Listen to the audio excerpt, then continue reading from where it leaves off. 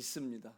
왜냐하면은 파송교회라는 것은 그냥 눈물 흘리고 잘 가세요, 기도할게요, 뭐 이렇게 하고 뭐 헌금 보내주고 이런 것만이 아니에요. 파송교회는 들어갈 때부터 나올 때까지, 아니 나와서까지 함께 하는 것입니다. 굉장히 사실은 이 짐이 만만치 않아요.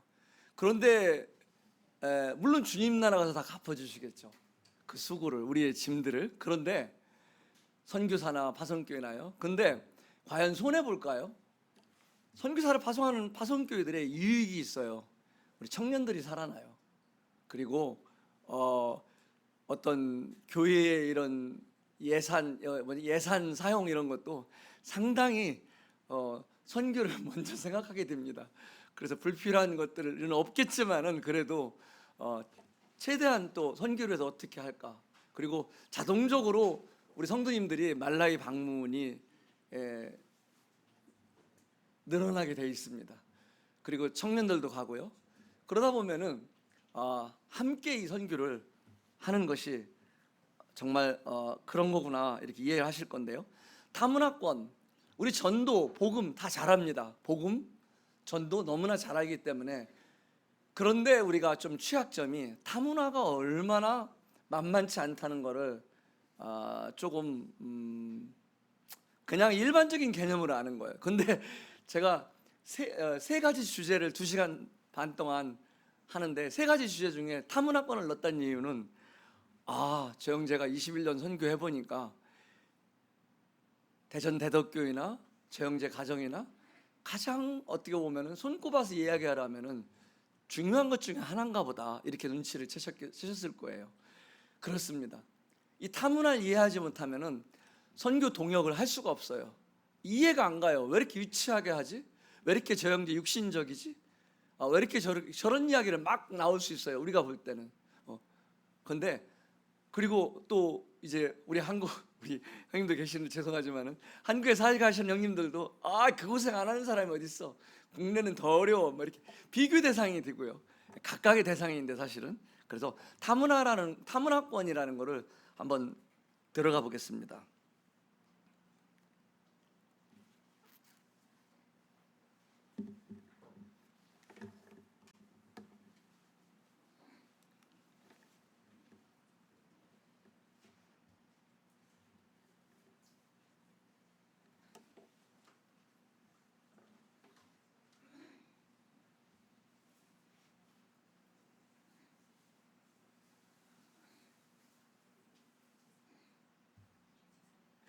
다시 껐다 낄까요? 아니면 어떻게? 이거를 지금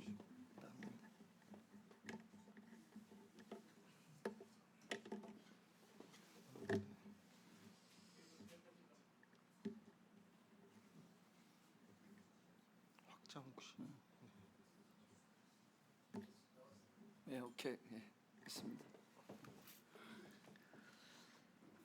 문화란 죄송합니다. 너무 이거 강의 같아 갖고요. 어쨌든 너무 그래도 뭐야 이거 좀 뭐 정의 이런 것도 어쨌든 뭐 들은 김에 들으시죠. 문화란 한 사회가 처한 환경 가운데 올바른 기준이라고 공동으로 인정하는 것들의 집합체다. 뭐 이렇게 어려워. 문화가 문화지. 이걸 왜 중요하냐면요, 상식이, 말라위의 상식과 대한민국 전주시의 상식이 틀리다는 걸 아셔야 돼요. 그래서 그 한 나라에서 그들이 옳다고 생각하고 그들이 같은 행동 체계로 하고 있는 것, 그것이 그들의 문화예요. 근데 우리는 병이 있어요. 병. 자문화 중심으로 생각하는 병. 네팔에 갔더니 손으로 밥을 먹어요. 저런, 이것이 뭐 그렇게까지는 안 하지만 저런 비위생적인, 그럴 순 없지. 자, 여러분, 우리 다음 주부터 수저 쓰겠습니다. 수저.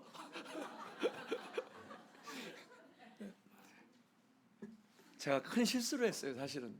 제가 그때만 해도 제가 선교를 너무 몰랐기 때문에 21년 전에 가서 그랬다니까요. 그래서 네팔 교회들은 다 수저 시스템을 만들어 놨죠. 근데 지금도 성도들이 집에 가면 손으로 먹어요. 아, 이렇게 맛있는 거를 수저로 먹으라 그래. 근데 네팔 사람들에게 생각은 손으로 먹는 거는 내 손이라는 거예요. 자기가 닦고 먹으니까 너무 깨끗한 거예요. 근데 수저는 아무리 설거지를 해더라도 남의 입에 들어갔던 거예요. 네팔의 문화는요, 남의 입에 들어간 거는 부정탄 거예요. 저런 우리가 미개한 인간들이에요. 아, 이제 안 졸겠어요. 당분간. 좋습니다. 좋아요. 이런 반응 좋아요. 아, 요즘 옥수수 시즌인데, 제가 옥수수를 우리 자매가 그 네팔에 먹거리가 없으니까 한국 슈퍼가 없었어요. 그때만 해도. 그러니까 너무 이제 먹고 싶은 게 생각나니까 옥수수 밭에 가서 옥수수를 따서 삶아 먹는데, 우리 옥수수를 이렇게 먹어요. 이렇게 하모니카라고 이렇게 먹는데 다 네팔 사람들이 웃어요. 우리를 쳐다보고. 그래서 아, 저건 뭐지, 무슨 일일까, 내가 외국이나 웃나 보다. 그래 우리도 씩 웃어가면서 또 이렇게 먹었어요. 근데 그 브라만, 높은 네팔은 카스트 제도가 있는데, 브라만 계급의 우리 성도들은 할 말을 다 해요. 근데 그 한 형제가, 우리 포카라교에 있는 꼬멀 형제라고, 그 꼬멀 형제가 어느 날 다 저한테 지그시 이래가면서 그러는 거예요. 형제님, 그건 네팔에서는 원숭이들이나 그렇게 먹습니다. 진작 이야기 하지 그랬냐. 그동안 내가 그럼 원숭이를 계속 사는 거야? 그러니까 우리 기준으로는요, 거기는 옥수수를 하나하나 까서요 톡 터놔요. 이렇게. 우리는 세수를요 난리를 피잖아요, 세수에. 근데 그 사람들은 컵을 갖고요 이렇게 뿌려가면서 한 컵으로 세수를 합니다. 여자들은요, 길거리 목욕탕에 와서요 큰 포대기로 여기서부터 가려요, 아슬아슬하게.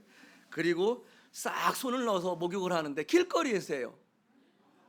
있을 수가 없는, 우리는 민망해서 이렇게 하는데 그거를 막 보란 듯이 이렇게 해요. 그래서 참 뻔뻔한 인간들이다.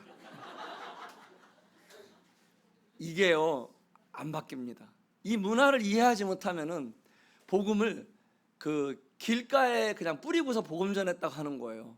그리고 사단이 역사에서 구원의 열매가 안 일어난다고 할 수 있는 거죠. 그러니까 선교는요, 국경을 넘어야 되고, 그다음에 문화를 넘어야 되고, 그들의 종교와 심성을 넘어야 되거든요. 한국에서 하는 거하고는 틀려요. 이걸 넘지 않으면은 그 복음의, 생명의 복음이 발화가 되지 않는 거예요. 그냥 외국인하고의 관계 때문에 이렇게 와서 인사하고, 외국인하고 친해지려고 어떤 경제적인 이익 때문에 빵 주니까, 빵 주면 100명, 200명 어느 나라고 다 달려들어요. 그걸 일명 브레드 크리스찬. 빵 앞엔 장사 없습니다. 근데 빵도 어느 정도 줘야죠. 빵은 빵입니다. 이제 빵 대신, 빵이 어느 시점에 주다가 빵 대신 나중에 영적인 생명의 말씀으로 교체가 돼야 되는데, 이 교체 타임을 놓쳐버리면은 안 되겠죠. 어쨌든 이런 문화, 이 로이드 콰스트라는 학자는요, 더 어려운 얘기네. 이 행동 관습만 보지 말고, 행동 관습 습관만 보고 판단하지 말고, 그들의 세계관을 이해하지 않으면 죽었다 깨어나도 이해 못한다는 거예요. 좀 어렵죠, 이야기도. 자, 쉽게 하면요, 네팔에 제가 갔을 때 99시 리조트를 짓는데, 이 일하시는 분들이요, 이렇게 시멘트 그거를 툭 흙삽으로 따갖고 푹 벽에다가 쪄얹는 거예요. 그리고 떨어지는 거는 다 버리고 붙는 것만 이렇게 문질러요. 왜 우리가 이러니까 가난하지. 노 다 주워. 다 주워. 주스래. 다 줍더라고. 자, 주워서 이렇게 치면 안 돼. 여기서 대고서 이렇게 문질른다 해봐. 따라해봐. 문질른다. 이렇게 했어요. 제가 나중에 사과했어요. 진짜로 사과했어요. 이런 선교를 공부를 해야 돼요. 그들의 문화를 모르고 한국 방식으로 한 거예요. 근데 나중에 제가 정말 창피하더라고. 네팔의 시멘트 질을 몰랐던 거예요. 장난으로 시멘트를 벽을 치는 게 아니라, 때리는 게 아니고, 그 사람들은 때린다고 말하는데 뭐 말 잘 들으라고 때리는 게 아니라 시멘트를 기를 들이는 거예요. 그렇게 해서 딱 쳐서 붙는 것들은 나중에 그렇게 지면 집이 안 무너지는데, 떨어지는 것들은 점성이 안 되는 거예요. 그거를 한국 시멘트 기준으로만 자꾸 이렇게 했으니, 그리고 우리 단기팀들한테 올 때 흑삽 좀 갖고 오라고 그래서 저도 그렇게 못된 짓을 많이 했답니다. 그러니까 어떤 행동, 관습, 습관, 이 사람들이 왜 이렇게 하는지 알려면은 그거를 한국 때 비교해서 이 야만인들, 미개인들 왜 속옷을 안 입냐, 뭐 이런 얘기 하지 말고 그들의 세계관, 무엇이 진리인, 세계관이 뭔지, 무엇이 옳다고 생각하는 건지, 세계관부터 그 세계관 속에 생긴 신념 그리고 가치관들을 알아가는 것이 필요하다는 거예요. 저것이 정립되지 않으면은요, 자, 제가 아직도 실감이 안 나시는 분들을 위해서 하나 제가 더 말씀드리겠습니다. 세리가, 바리새인과 세리 와서 저는 일주일하면 금식하고 뭐 11조라고 이러니까요, 세리가 가슴을 치며 통곡했잖아요. 가슴을 치며 통곡하면서 나는 죄인이로소이다. 아프리카의 많은 종족들이요, 그 말라이는 모르겠어요, 많은 종족들이 이렇게 하면서요 가슴을 치며 통곡했다고 하니까요, 그렇게 하면 어떻게 할까요? 선교지에서 사람들이 다 깔깔깔 웃는 거예요. 가슴을 치며 통곡이 안 되는 거예요. 아프리카의 많은 종족들의 문화는 슬플 때는 머리를 치는 거예요. 이렇게 쳐야 돼요. 근데 아프리카 많은 종족들의 문화는 이걸 친다는 건 나는 짱이다 이거예요. 그러니까 세리가 와서 나는 짱이야 짱이야 이러는데 선교사는 눈물을 흘리고 있어. 아니 뭐 하는 시츄에이션이야 이게? 웃자는 거야 울자는 거야? 이게 문화예요. 이 문화를 모르고 복음을 전하겠어요? 안 되는 거예요. 다 한국 기준으로 하는 거예요.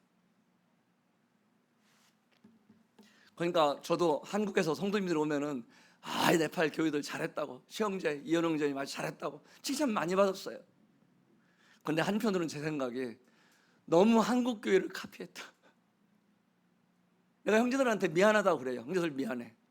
이제는 형제들이 정말 네팔 문화에 맞는 진리는, 교회 진리는 변함이 없으면서 네팔의 문화에 맞는 것들을 좀 찾아갔으면 좋겠다. 예를 들면 네팔 같은 경우는요, 저도 한동안은 우리 자매가 한국 가끔 나오면은 천주교 매점을 가요. 그래서 우리 자매가 원래 천주교 출신이거든요. 그래서 우리 모임에 구원받기 전에 천주교 다녔었는데 이거 뭐야 옛날 습관이 혹시 아직 뭐지 당신? 그랬더니 왜 그랬더니 너울 사러 간다는 거예요. 그래서 제가 그랬어요. 여보, 네팔에 너울 종류가 많이 있는데 굳이 그거 하얀 거 한국에서 사다 줄 필요가 있을까? 과연 그 한국에서 쓰는 그대로 그 모양, 색깔 이것들을 그대로 카피하면 한국 형님들은 좋아하시겠지만은 그게 과연 옳은 걸까? 어떤 색을 쓰면 어떻고? 그 나라에는 오히려 중동이 가까우니까 더 너울 문화에 이렇게 뭐를 써요. 이런 거를. 예. 그러니까 막 그 정도는 히잡가스 정도는 아니지만은 뭔가 씁니다. 이렇게 그 스카프 같은 거예요. 스카프. 그래서 옷을 입을 때 사리라든가 꿀타 이런 옷을 입는데 여기가 폭파인 옷을 입는데 꼭 목도리 같은 걸 하고 다니는 게 이제 제대로 옷을 입는 거예요. 그러니까 사실 이렇게 걸쳐서 이렇게 쓰면 돼요. 그래서 푹 뒤집어 쓰면 되니까. 그런데 그런 것들 참 전 세계적으로 가면은 똑같죠, 한국 교회들은. 그런데 이제 호주나 이런 다른 형님들이 보면은 이제 코리안 우리 브레드린 모임들은 전 세계가 똑같다, 통일돼 있다 이래요. 그래서 어떻게 보면은 칭찬이지만 어떻게 보면은 우리가 잘못했다고 말하지 않지만 생각해 볼 수 있는 주제들이에요. 저것이 과연 옳은지. 대륙별 특성이 있습니다. 문화에는 그 서구 문화는요, 옳은 거냐, 뭐 죄냐, 어떤 것이 죄냐, 어떤 것이 그 옳은 거냐, 이걸 굉장히 강조해요. 그래서 복음서를 보더라도 로마서의 복음이 서구 유럽 문화로는 잘 맞는 논리예요. 그 죄, 그 다음에 칭의, 그 다음에 성화, 영화 이런 것들이 아주 그들의 문화에는 잘 맞아요. 죄값 이런 것들. 근데 아프리카의 문화는, 아시아 문화는 어떨까요? 이 부끄러움과 명예의 문화예요. 그러니까 우리가 남인가? 우리. 그래서 이게 다 이제 개념이 우리 개념으로 받아들이고요.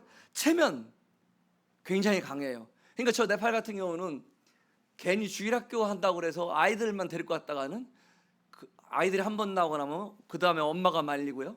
엄마 구원받고 나면은 아버지가 다리 몽둥이 분지러는다 이러는 거 진짜로. 그러면 아이 나오던 엄마 다 안 나와요. 그 나라의 문화인 거예요. 왜냐면은 그 가부장제도가 있고요. 그런 결정권을 아버지가 해요. 그러니까 생각이 되는 거예요. 이게 또 그리고 네팔은 종족 문화입니다. 다 종족들이 틀려요. 98개 종족이 있어요. 그런데 종족별로 행정구역장이 예를 들면 우리나라 면장 이장이 있고요. 우리나라 말로 하면은 행정구역장이 있고 종족의 장이 있습니다. 종족들의 예를 들면 뭐 마을의 족장, 그다음에 조금 그 밑에 이제 그 족장의 참모들 다 이렇게 있어요. 그러니까 그 사람들은 행정구역의 장하고 별개의 리더십들이에요. 이 사람들은 그 사람들 허락 안 받으면은요 한두 명 복음 듣고 저 예수님 믿을래 했다가는 그 사람 추방돼요. 이런 것들이 이제 이 명예와 그 부끄러운 문화의 특성들이에요. 그런데 아프리카 우리 형제님이 가는 천기성님 가는 아프리카는 두려움과 힘을 강조하는 문화예요. 정령 숭배가 굉장히 발달되어 있고요. 아까 얘기한 대로 65%가 기독교인이에요. 그런데 그 기독교가 우리 모임 형제님도 가셨고요. 그런데 아프리카는 굉장히 그 역사가 선교 역사가 오래됐습니다. 그런데 아프리카 기독교 65%가 됐는데 왜 선교하러 가냐? 문제가 뭐냐면 혼합주의가 된 거예요. 아까 문화 속에 복음이 본질이 문화 속으로 들어가야 한다는 것은 선교 말로 상황화라는 말을 씁니다. 그런데 그 상황화를 잘못되면은 혼합주의에 빠져버리는 거예요. 본질이 바뀌어버리는 거예요. 본질이. 성경의 내용이 바뀌면 안 되거든요. 아까 한 대로 가슴을 치며 통곡한다는 거를 그렇다고 머리를 치며 통곡한다고 하면 안 되겠죠. 가슴을 치며 통곡한다고 가로 열고 아니면 머리를 치며 통곡하며 가로 열고 성경 본문에는 가슴을 치며로 나와 있다. 이렇게 해줘야 되겠죠. 이런 것들을 문화에 적응하는 거라면은 아프리카의 문화는 혼합주의가 최고 치명적입니다.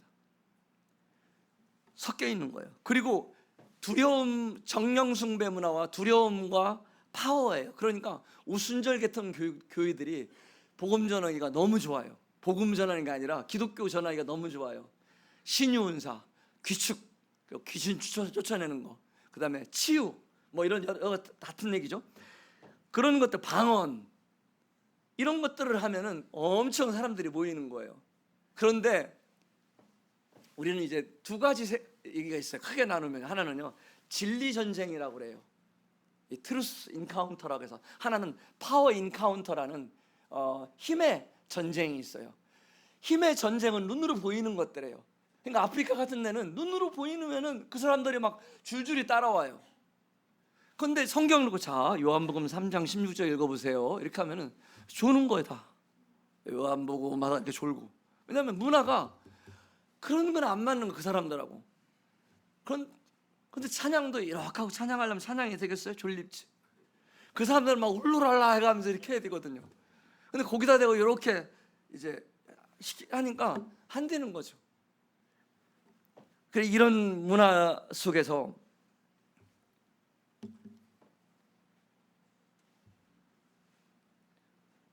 정말 끈적거립니다. 문화는. 아시아는 관계 중심이고요. 공동체, 집단의식을 갖고 있고요. 그리고 직접적인 표현을 합니다. 직접적인 표현을 우리나라 같이 사실 직접적으로 잘하는 나라가 없어요. 네팔에서도 저도 사실 저희 아내도 상처를 많이 줬어요. 네팔 성도들에게. 네팔 성도들은 일본 문화하고 비슷해요. 말을 안 하는데 우리는 답답해 죽겠어요. 말을 속 시원해. 예스야 노야. 올 거야 안 올 거야. 불편해? 불편함을 붙다고 말을 해. 불편하다고. 싫으면 싫다고. 이게 우리 문화예요. 아이고 답답해 죽겠어. 그런데 이 아프리카 같은 경우도 직접적으로 말을 안 할 수 있어요. 그리고 함께하는 문화. 그리고 우리나라는 체면, 명분, 의리, 나이, 서열. 항상 우리나라는 호칭을요. 우리 이게 누구 형제님 아니면 누구 뭐 자매님 뭘 붙여줘야 돼요. 그런데 이게 한국적인 문화예요. 아시아의 문화고요. 사실 이름만 부르는 나라가 많거든요. 그런데 우리는 그걸 기분 나쁘게 생각하는 거예요. 네팔에서는요, 여기 보세요. 네팔에서는 이게 뭐냐면은 pay attention, 차렷이에요, 차렷. 영국 문화이기 때문에.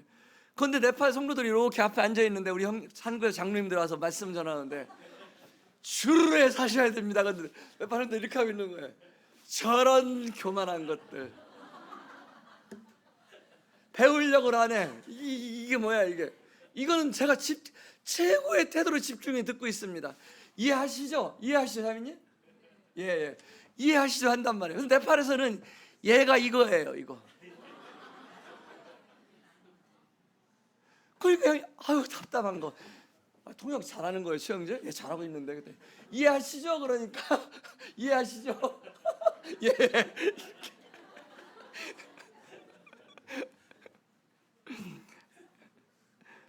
그런데 서구나 또 다른 나라 특징들은요, 개인 중심이고요, 간접적인 표현을 하고요, 커뮤니케이션을 강조하고, 사생활을 강조하고, 계획적이고 정확한 시간을 얘기해요. 네팔에서는 지금 출발했어요 그러면 1시간 뒤에 오겠구나. 아니 다 도착했어요 그러면 30분. 우리 기본으로 알죠. 그래서 항상 사회 볼 때도 시기가 다 틀려요. 여기 초기인 뒤에 있는 시계 기준으로 3시 30분에 다시 모이겠습니다 이렇게 얘기를 합니다. 왜냐하면 개인 시계가 다 틀리거든요. 이런 것들이 왜 그랬을까요? 이거는 기후 차이도 있지만은요, 한반도냐 대륙이냐 섬나라냐 차이가 있고요, 그 나라가 정치가 뭐냐 공산주의냐 뭐냐에 따라 틀리고요, 그 나라가 어느 나라의 식민지 통치를 받았느냐도 해서 그 나라의 가치관과 세계관을 굉장히 영향을 많이 줬기 때문에 그들 생각이, 그들 신념이 결국 그런 행동 체계를 만들어내는 거예요. 그래서 그들을 어리석다고 하면 안 돼요.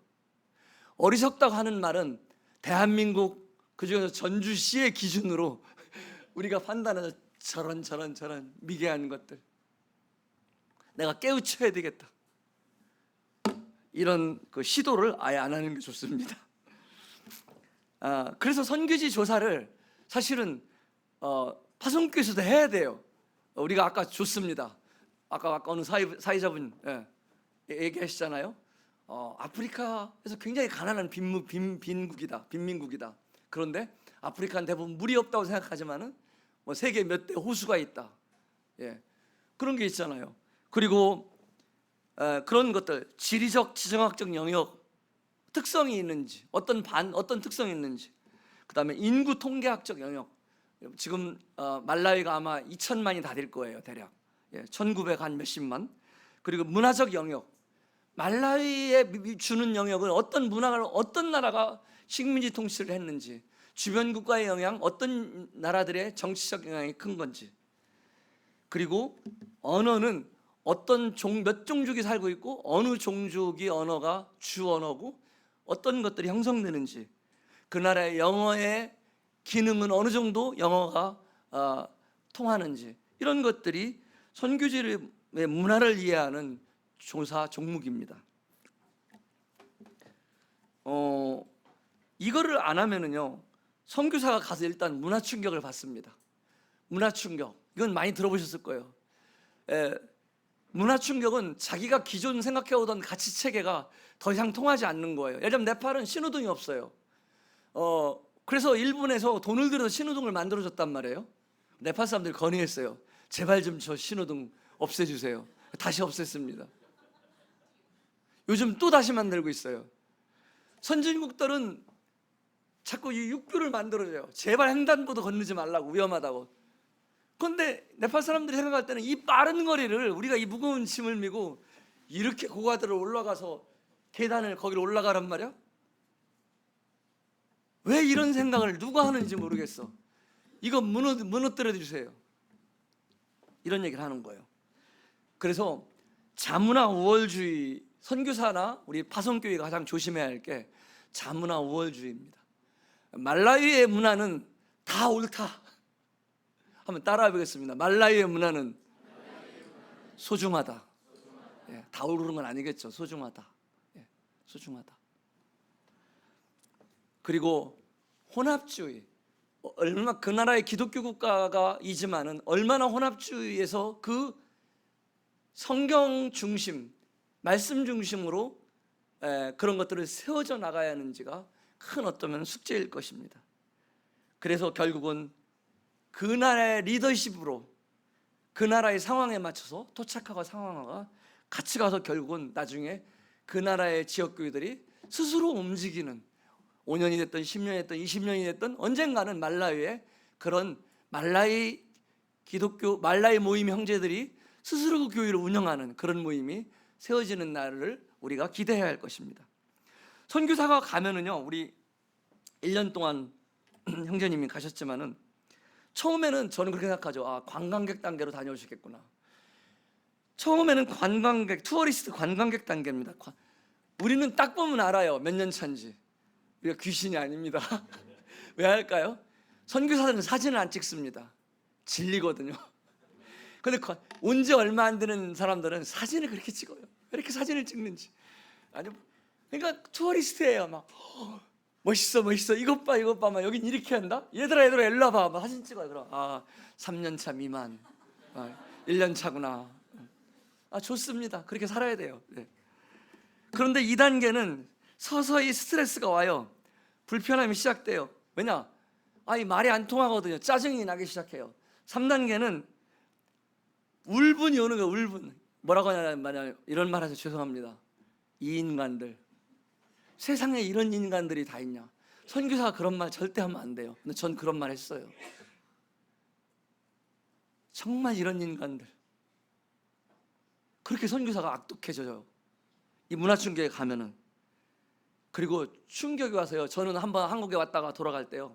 그때는 직항이 없었는데 그때 방콕 공항에서 트랜짓을 하느라고 이렇게 피곤해서 있는데 막 한국 근로자로 왔던 사람들이 저보고 네팔 가냐고 그래가면서 코리안 썰? 그래서 저한테 한국 사람이냐고, 뭐 코리안이냐고, 한국말로 한국 사람이에요?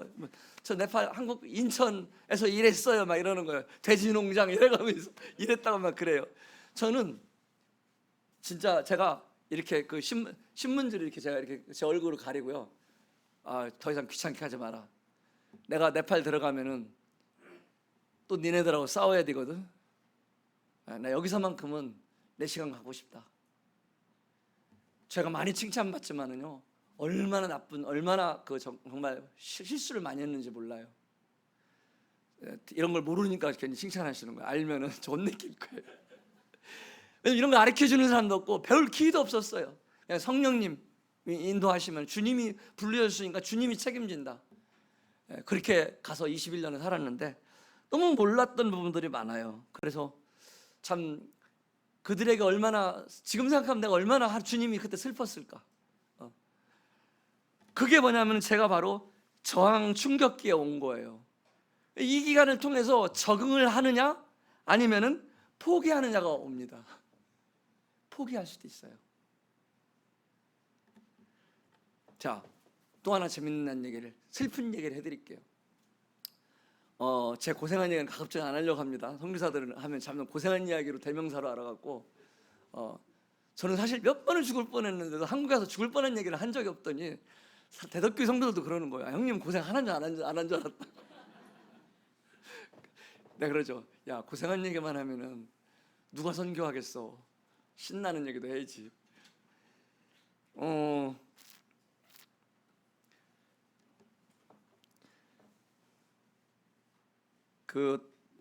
뭡니까? 잃어버렸네. 예, 생각나면 좀 이따 이어서 하겠습니다. 포기할 수도 있다는 거예요. 적응할 수도 있고요. 이 적응이 되려면은 적응의 신은 뭐냐? 언어입니다. 언어. 예. 제가 예를 들자면은 네팔 사람들이 저를 보고 막 깔깔깔 웃어요. 기분이 굉장히 안 좋아요. 처음에 같이 웃어줘요. 그러다가 왜 저래 묻었나 이렇게 아닌데 실수했나? 그래서 결국은 언어가 되지 않으면은 이 부분이 좀 상당히 어려운 부분이에요. 그래서 파송교에서 방문을 하시게 되면은요, 초기 3년을 저는 더 자주 방문해 달라 부탁을 드립니다. 나중에 진짜 저는 초기 4년 5년 정말 얼마나 힘들었던지요. 정말 그 무명 시절에, 지금도 무명이지만은 왜냐하면 그 당시만 해도 아까 말씀드렸잖아요, 다 장로님들이 가는 시기였어요. 그러니까 장로님들이 그런 어떤 커미티가 있잖아요. 충장 모임, 뭐 전국 장로 수양인 이런 것들. 저는 그냥 대덕교회 한 여기저기 발령 나서 다니다가 대덕교회에서 왔다가 이렇게 주님 부르심 받고 갔던 형제. 최금민 형제가 누구야? 가서 네팔에서 뭘 하는 거야? 사업하는 거야? 뭐 하는 거야? 뭐 학교도 한다고 하기도 하고. 대부분 이런 평이에요. 그러니까 이게 굉장히 어려웠어요. 저 같은 경우는 개인적으로. 그런데 그때 정말 어려웠죠. 왜냐하면 배로, 그때는 비행기 화물이 없었는데 배로 보내면 4개월이 걸려요. 그러면은 라면을 먹고 싶어 라면을 보내주면은, 파송교에서 라면을 보내주면은 4개월 만에 오면 다 쩔어갖고요, 배편으로 오니까 일본으로 보내서, 일본에서 인도로 해서, 인도에서 네팔로 오니까 4개월이 걸리는데 라면이 쩔어서 스프가 딱딱합니다. 그래도 버릴 수가 없죠. 그러니까 그 라면을 삶아서 도저히 냄새 쩐내가 나서 못 먹으니까 거기에 이제 고추장을 잔뜩 넣어갖고 저희 아들하고 둘이 신나게 막 먹죠. 2개씩 막 먹고 그랬는데, 그런데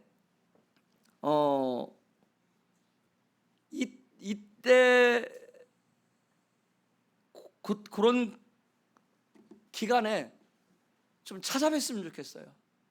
저도 그래서 한 10년이 지나고 네팔에 형님들이 다녀가시니까 최영재가, 그리고 왜냐면 한국 모임에서는요, 이걸 봐요. 몇 개 교회를 개척했냐. 그러면 최영재가 얼만큼 사역을 잘하고 있는지를 보고 그것들이 한국에 오면 다 소문이 나요. 그러니까 그때부터는 여기저기서 이제 한국에 오면은 우리 교회 들려달라 헌금도 막 늘어나고요. 그때는 진짜 못 간다 하기가 죄송할 정도로 여기저기서 오라는 데가 많아요. 근데 초기 5년 이때는요, 오라는 사람도 없고, 파송교회조차도 뭐 갈 때는 엄청 울고 막 저를 위해서 같이 죽을 것 같더니 죽기는 그냥 자기들끼리만 잘 먹고 잘 살고 나를 잊었습니까? 우리 잊었냐고요? 막 이래가면서. 근데 그 5년이 찾아오는 사람도 없어요. 그러니까 너무 힘든 시기인데 저는 그런 말씀 드리죠. 초기에 정말 자주 찾아뵙고요, 거기 가서 말씀 전하려고만 하지 마시고, 일꾼들도 좀 그 가정을 위로해 줬으면 좋겠다. 그리고 그 가정들의 이야기를 들어줬으면 좋겠다. 그냥 자매님들 잠도 안 오잖아요. 거기 개지 어차피 아프리카도 똑같을 거예요. 개 짖는 소리, 깨구리 우는 소리 이런 것 때문에 한국에서 가면은 2시, 3시까지 잠이 안 와요. 그러니까 수면제 드시지 말고 그냥 거기 선교사, 특히 자매님들, 그 청년들은 우리 자녀들 이야기, 그리고 꼭 뭐 이런 거 믹스커피 이런 거만 갖고 가지 마시고 애들 좋아하는 거, 그 또래 우리 정기성님 다 커갖고 아마 그게 안 맞을 수도 있어요. 그런데 그것도 저는 아무 정보가 없어요. 어떤 분, 자녀가 몇 분이가 하는지, 그 나이대가 어떻게 됐는지. 그래서 이건 일반적인 이야기입니다. 어쨌든 선교사 자녀들도 또 자매님들의 이야기도 2시, 3시까지 들어줬으면 좋겠다. 그러면은 이때 문화 충격 겪을 때 굉장히 이런 것들이 줄어들어요. 해결할 수 있는 길이 없는 거예요. 근데 이들이 한국에 오면은 똑같이 또 이제 A, B, C, D, E, F, G 모임 방문하느라 정신이 없어요. 또 돌아가요. 해결이 안 됩니다. 한국 형님들 오면은 말씀 10시간, 15시간 뭐 성막에 대해서 뭐에 대해서 선교사 부인은 그 빨래하고 밥하고 완전 녹초가 돼서 공항에 태워다 드리고 오면은 완전히 녹초가 되죠. 그리고 성도들 돌아오고 나면 그 공허함 때문에 밥을 못 먹어요. 선교사들은 선교지에서 여러분 돌아오고 나서도 힘들겠지만은 파송교회에서 식구들이 떠나고 나서 특히 2, 3일은 굉장히 어려워요. 일도 안 되고요. 아예 일어나기가 싫어요. 저 같은 경우는 아예 일어나기 싫더라고. 아무것도 하기 싫어요. 그리고 말만 하면 막 성질내요, 서로. 여보, 8시야. 조용히 해. 당신 오전에 뭐 조용히 하라니까. 이런 증상들이 일어납니다. 예민해지고 감정적이고 무기력하고, 그러다 보니까 현지 동역자나 현지 선교사 아니면 현지 동역자들 간에 관계에 문제가 생기는 거예요. 이런 것들이 그냥 왜 철없이 저렇게 다투고 철없이 왜 이렇게 저 정도 또 소화 못하나? 사역하려면 저런 거 각오했었어야지. 이렇게만 판단하지 마시고 타문화가 저렇게 만드는구나. 사람을 애기를 만드는구나.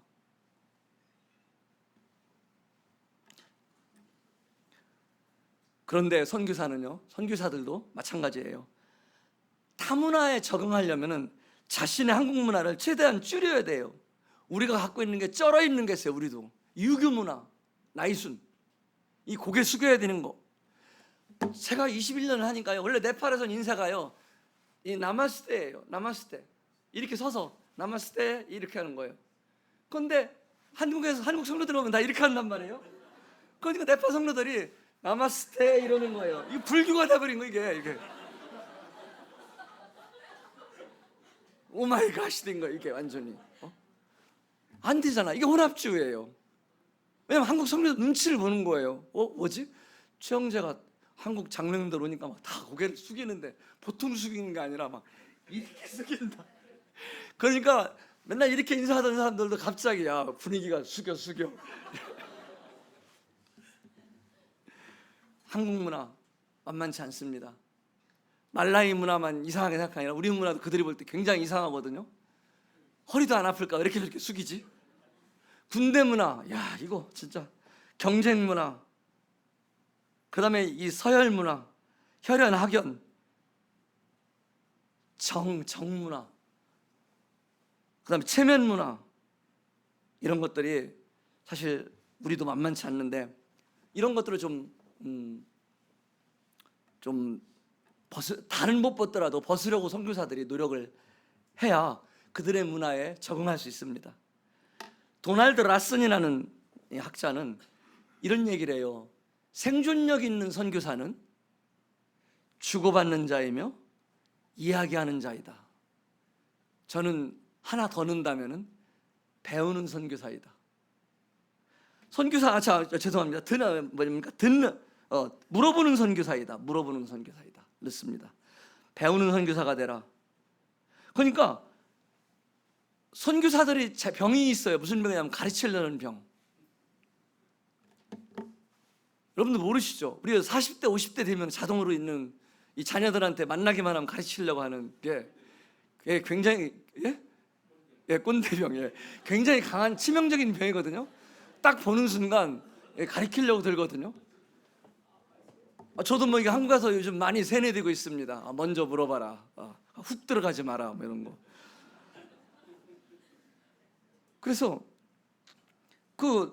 가서 말라이가 그렇게 가난하다니까 말라이의 모든 것이 우스워 보이는 거예요. 그래서 한국이 왜 발달인지 알아? 우리 새마을운동 지덕로체 가면서, 젊은 친구들 모를 거야. 가면서 막 거품 물으면서요. 그때 했던 것들 막 해가면서 여기도 정신머리가 썩었어. 이렇게 나오면 끝나는 거 벌써. 썩었어 이만하면 땡. 우리를 썩었대. 이러면 그냥 끝나는. 이거 제가 엊그제 통역하다가요 가슴이 철렁해요. 그럼 제가 썩었다는 말 하지 말라고 했었고, 조금 해이해졌다고 이렇게 살짝 의역을 하죠. 약간 좀 해이해졌습니다. 이렇게. 오늘 형님들은 막 썩었다고 이렇게 얘기를 하죠. 정신머리가. 그러니까 정말 우리도 선교사는 가르치려고만 하는 것이 아니라 복음은 우리가 가르쳐주고 성경 진리는 가르쳐야 되지만 그 외의 것들은 95% 이상은 우리가 배워야 할 사람들인 거예요. 그런 태도를 갖지 않고요, 파송교회도 그런 태도를 갖지 않으면 다 갔다가 말라이 도와주려고만 하는 거예요. 네팔 정부에서요 어느 날인가는 그러는 거예요. 제발 헌옷 가꾸지 말라고. 우리가 거지인지아냐고. 깜짝 놀랐어요. 당연히 거지보다 가난하지. 한국 거지도 이 정도보다 나서 잘 입고 다닌다. 아니에요. 그들도 자존심이 있는 거예요. 문화 충격 단계는 제가 3시 반까지죠. 네? 4시까지요? 다행입니다. 깜짝 놀랐네. 네. 좀 유사성, 한국과 비슷한 게 있으면 엄청 좀 그거 갖고 오버액션 하면 좋아요. 우리 한국 사람들도 이거 먹어 이렇게 먹는다고. 그런 것도 유사성이 전혀 없는 게 아니에요.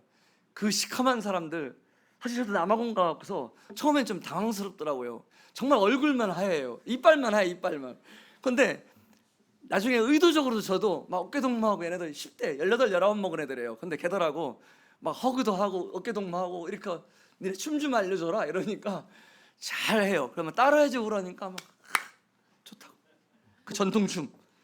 그러니까 한국도 사실은 엄청 춤 좋아해. 요즘 그런 거 요즘은 잘 안 하지만은 한국도 좋아한다고. 유사성을 찾아보고요. 그리고 가능성을 좀 찾아보고, 그리고 다른 것들을 존중해주고, 그리고 이들이 왜 그러는지 물어보라는 거예요. 물어봐라. 왜 시멘트를 이렇게 안 바르고 때리는지, 벽을 붙는 놈만 하고 다 버리는지 물어보라는 거죠. 그리고 다양성을 인정하라. 그래서 접촉 단계, 우리 전기수 형제님은 접촉 단계의 투어리스트 단계로 지금 1년을 사셨어요. 그 다음에 이제 이어지는 게 충격 단계, 좌절 단계. 슬프죠? 이게 저도 말하고 싶지 않지만 우리 형제님 안 계셔서 다행이에요. 잠실에 계신 것 같던데 다행이에요. 녹화한 거 보면 또 걱정할 텐데. 그 다음에 이제 수용 단계, 깨닫게 돼요. 주님도 그러셨지. 주님도 이 땅에 오셔서 얼마나 힘드셨을까. 그리고 통합 단계, 그들과 함께 살아가는 것들을 배워줘요. 그래서 그들에게 뽀뽀가 돼요. 그들이 업어주게 되고요. 참 귀하다, 이런 것들을 발견하게 됩니다. 그때 교회가 세워져요.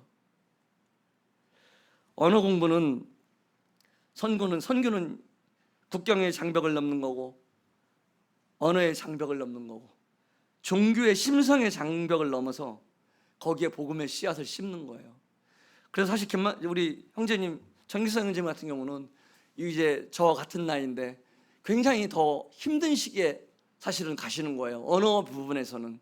또 그다음에 문화 적응도 나이 먹을수록 힘들어요. 김치 끊기가, 이게 된장 끊기가, 김치가 거의 약 수준이거든요. 그런데 주님이 이렇게 또 부르셔서 형님 나름대로 귀하게 정말 쓰시리라 생각하는데, 파송교회에서는 더 힘든 시기에 가시는 거 우리가 더 기도하고 더 동역해드려야 되겠다, 이런 각오를 하셨으면 좋겠고요. 그리고 우리 청년들 세대는 정말 이제 또 우리가 이어서, 우리 형제님이 이어서 또 다음 이어서 가야 되는데, 정말 30대 때부터 20대 때부터 꿈을 꾸고 30대 때 40대 때 이런 선교가 일어날 수 있었으면 좋겠다, 이런 생각을 같이 해봅니다. 언어 습득은 그냥 생략할 수가 없는 영역이에요. 언어에 문화가 있거든요. 언어에 씨가 있어요. 복음 상담도 안 돼요. 언어에. 왜냐면 내가 전하는 것만이 복음이 아니라 예수님이 너를 사랑하셔서 다 이루어주셨어. 예스 노로 들으면 안 돼요.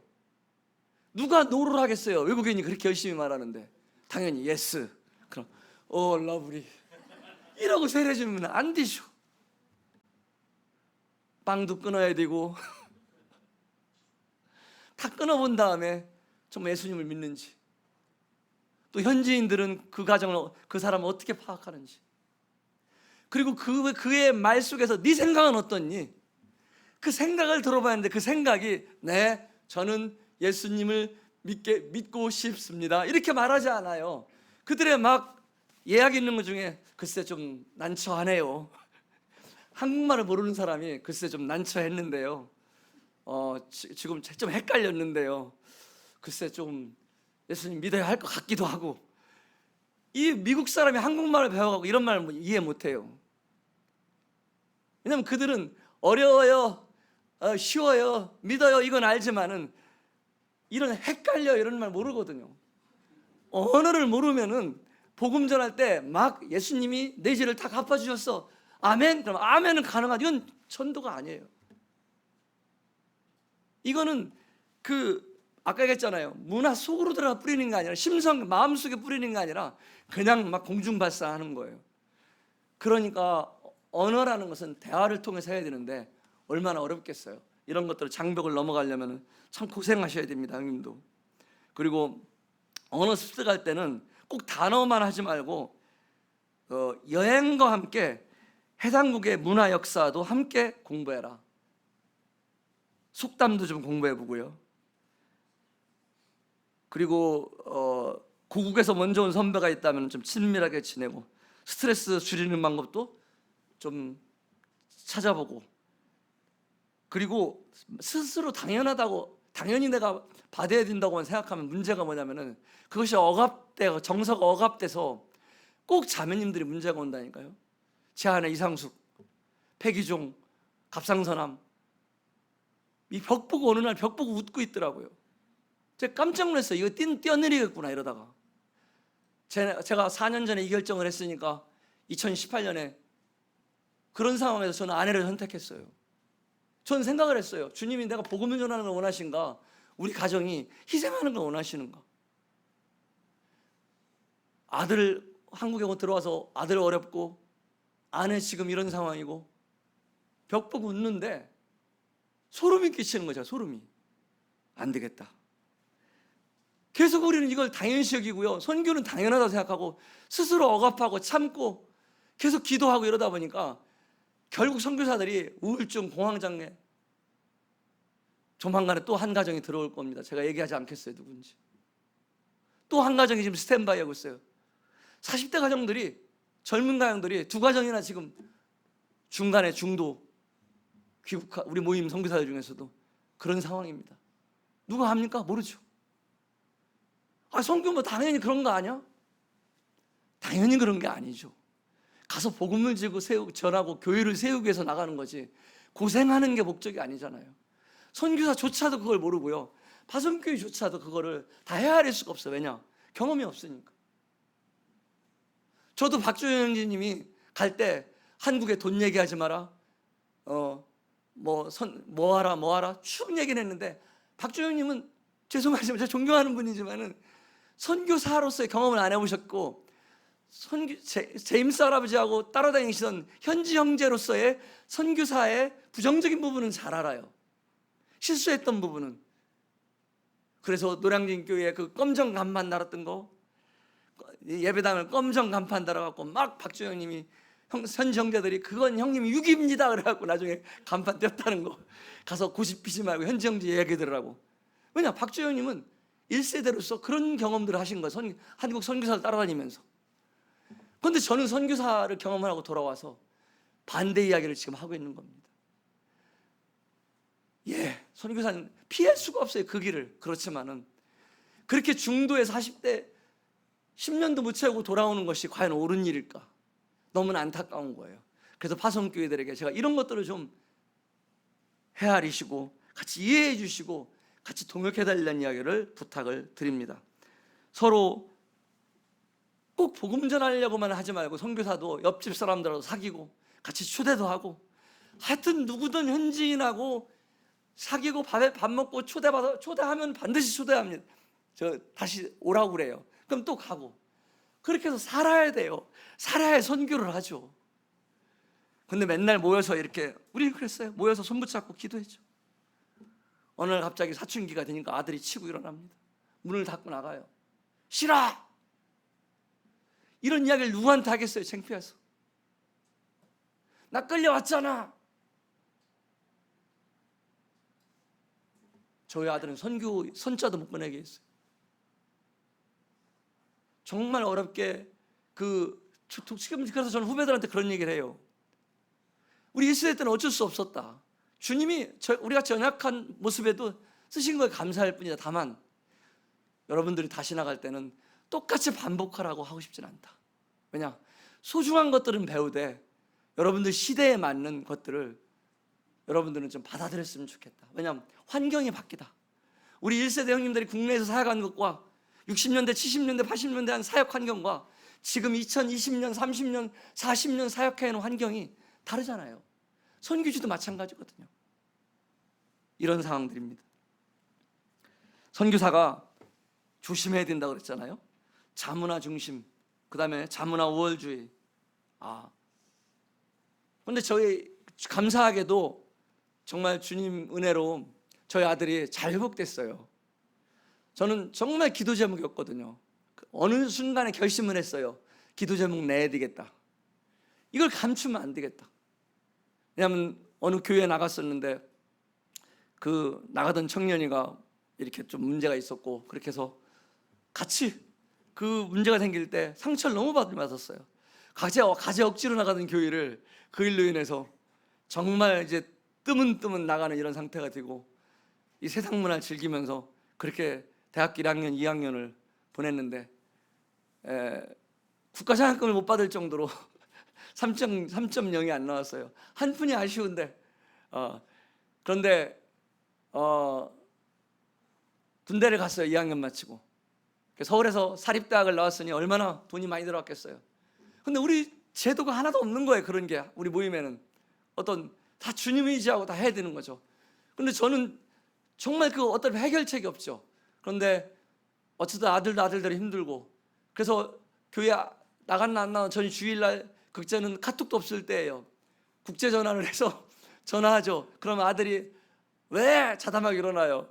야, 일어나서 교회 갈 시간이야. 그러면 엄마 아빠는 내가 교회 가는 것만 관심 있고 내가 어떻게 사는 건 관심도 없지. 그래, 교회 가줄게 이러는 거예요. 엄마 아빠 체면이 그렇게 중요해? 제가 정말 회개를 했어요. 그리고 군대 갔을 때 아들 계급장을 다룰 때 제가 정말 감사드렸어요. 야, 아무도 그걸 몰랐었는데 이 훈련이 끝나고 나면 이렇게 딱 연병장에 서 있습니다. 부모들이 가서 딱 계급장을 다뤄주는데 선교사 자녀들은 혼자 이렇게 서 있는 거예요. 얼마나 눈물을 흘리면서 이 선교사 자녀들이 일을 가는지. 내가 아버지 엄마가 아니라 내가 이 인간들 용서 안 하리라 이렇게 되는 거예요. 그래서 저는 정말 그때 다행히 다뤄줬어요, 계급장을. 그리고 아들한테 면회 그 휴가 거기 데리고 나가서 처음으로 제가 사과했어요. 아들 미안해. 엄마 아빠는 다 주님이 책임주신다고 생각하고 너보다는 사역 위주로 살았어. 아들 하나 있는데 너 계속 집에 안 따라다닌다면 혼자 있으라고 하고, 지금 생각하면 방치한 거다. 네가 사춘기 때 문 차고 나갈 때 아빠는 창피해서 그거 감추기 급급했고 그렇게 살았어. 너 교회 간 거 안 가? 사실 엄마 아빠 체면 때문이야. 솔직히 말해. 선교사 자녀가 개판이라는 소리 안 들으려고 솔직히 내 체면 때문에 그랬어. 미안해. 아들이요, 괜찮아 그럴 줄 알았어요. 근데 이제 와서 그러면 뭐 할 건데. 그런데 풀어졌어. 그리고 3학년, 4학년은 정말 열심히 공부해서 한 3.5를 만들었어요. 그리고 주님 은혜로 또 얼마나 참 규모가 없었는지 면접 시험에서 늦게 갔는데 15분 늦었는데 면접관이 전화가 왔어요. 포기하신 겁니까? 오는 겁니까? 지금 바로 거기 회사 정문 앞입니다. 그래서 그런데도 어떻게 합격을 했어요. 그래서 좋은 회사 직장에 다니고 있고요. 지금 또 정말 좋은 아내를 주님이 선물로 주셔서 광교 남북교회에 나가고 있는데, 어느 날 저한테 아빠 저기 성경 주석 좀 추천해줘 그러는 거예요. 깜짝 놀랐어요. 네가 지금 주석을 아빠 어설프게 하면 안 되겠어. 제대로 공부해야지 그러는 거예요. 제가요 정말 많이 울었어요. 감사해서 울었고요. 주님, 저 선교 또 나가라면 또 나갈게요. 이제 아내도 회복됐고 어느 정도 아들도 저렇게 회복됐고 떠나가겠습니다. 이런 얘기 했다니까요. 예. 이 영화 창끝을 한번 보세요. 창끝. 창끝이라고 유튜브에서 치면은 다 무료로 볼 수 있습니다. 창끝. 그런데 이 우리 모임 형제인 짐 엘리엇이 가서 선교지에서 선교도 못하고 접근 단계에서 다 창으로 맞아서 5명이 다 사살당해요. 그래 아우카족들을 그걸 보면서요, 저 미개인들 난리를 핍니다. 그런데 저는 깜짝 놀랐어요. 깜짝 놀라게 하는 사건, 제가 비밀을 이 책을 본 다음에요, 이 경제 저격수의 고백, 미국의 이 국가의 이익을 위해서 일하는 스파이도 아닌 것이, 회사 직원도 아닌 것이, 예를 들면 석유회사, 이런 세계적인 인터내셔널 석유회사 이런데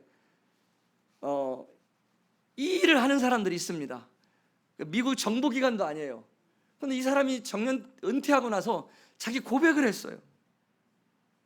사실은 아우카족이 이들이 에콰도르에서 짐 엘리엇 일행을 죽인 것은 그들이 생각할 때는 에콰도르에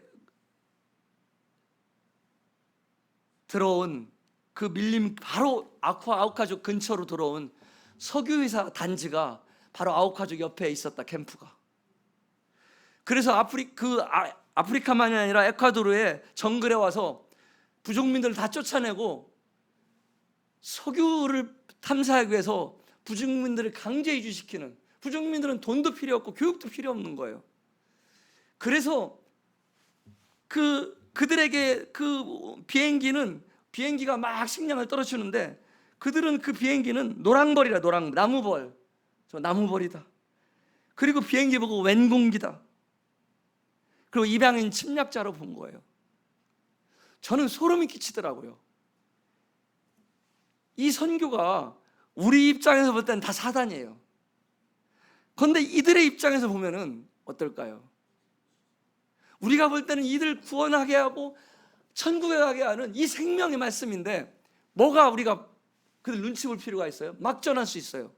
그런데 그들 입장에서 보면 우리 자체가요, 외국 종교를 전하는 사람. 그리고 우리는 아무리 선교사 가난하게 살아도 부자들, 한국에 자본이 들어온다, 저를 통해서. 예배당을 져주면은요, 침을 뱉고 지나가요. 저 외국 자본으로 우리 민족 종교를, 우리는 아무도 그들의 입장에서는 해석하지 않아요. 어느 날 갑자기 선교지에서 이런 얘기가 오죠. 우리 교회의 유리창을 다 깨고, 갑자기 젊은 청년들이 유리창을 다 깼다, 기도해달라. 전 그 얘기를 듣고 그런 얘기를 했어요. 정말 우리 기도해야 되겠다. 그런데 말이죠, 뭔가 이유가 있을 수 있다. 제가 그 일을 아시는 분한테 물어봤어요. 혹시 그 지역 주민들하고 마찰될 만한 뭔 일이 있었는지를 들어봐라. 사단이 우리 교회 유리창 폭파시켰다고 거기에 헌금 100만 원, 200만 원 보내는 게 필요가 없다. 돈이 해결될 일이 아니라 현지에서 뭔가 마찰이 있는데 그 일이 뭔지 알아라.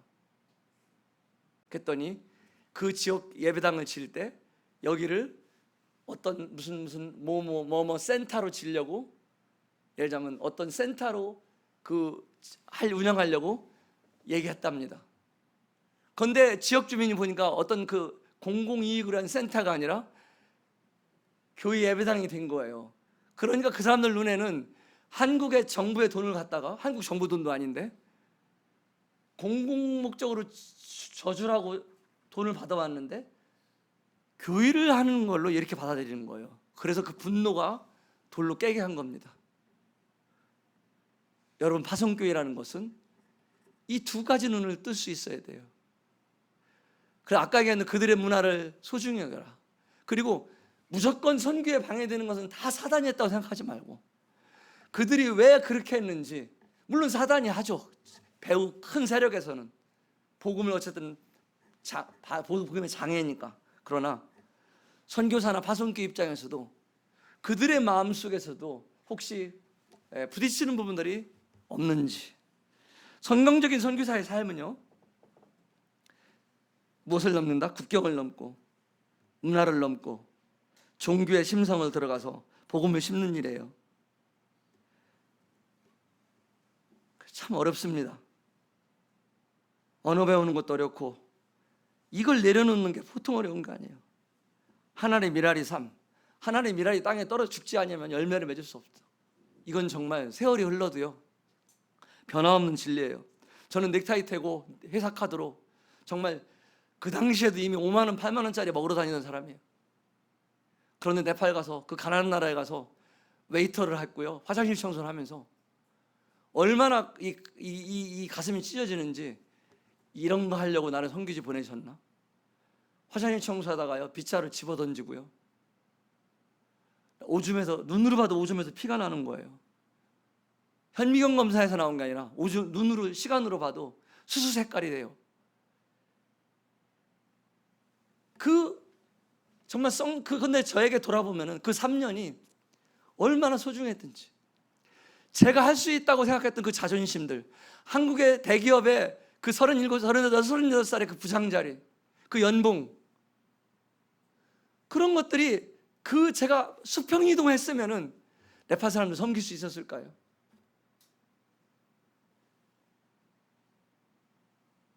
그 3년이 지났을 때 정말 드라마틱하게, 드라마같이 기아대책기구라는 한 NGO, 한 UN 산하기구에서 와서 저한테 학교하라고.